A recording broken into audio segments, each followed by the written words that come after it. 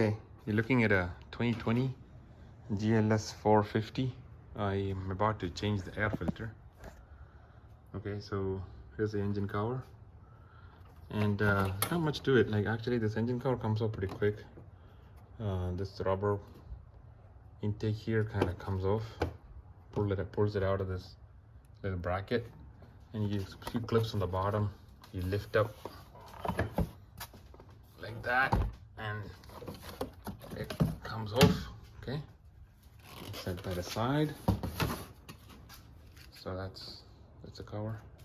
That's what the engine looks like. Now, if you look at it here, there is no intake really. It was just something to send like the air into the engine, the turbo side to cool. So that's all that is. The actual intake is over here. Seems to be there's only one filter, which I searched around for online to find out. I couldn't find any info, but here's what it is. Okay, I took off some of the clips. There is some clips here on the right side. There's 3 total. Okay, so there's one up in the front, 2 in the middle, and 3rd one all the way in the back. You can get to it from the top here. Coming to the left side, there is one right here on the front, and there's another one all the way in the back. You can see it like right there. You can get to it with the screwdriver, not bad. Okay, and coming to the front here, once you remove those 5 clips, you just lift it, try to wiggle and try to lift it out like that, and that's the filter. That's the filter. Okay,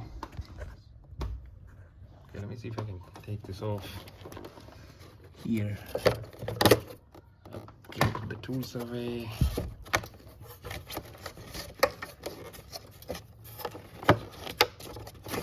There you go. Alright, filter is out. I can see that if there's some dust in there, I'm probably gonna vacuum it out. Okay, and then you got the filter. You can see it's a bit dirty in the backside, towards the backside only. See that? Yeah, but that's a filter. It's a GLS450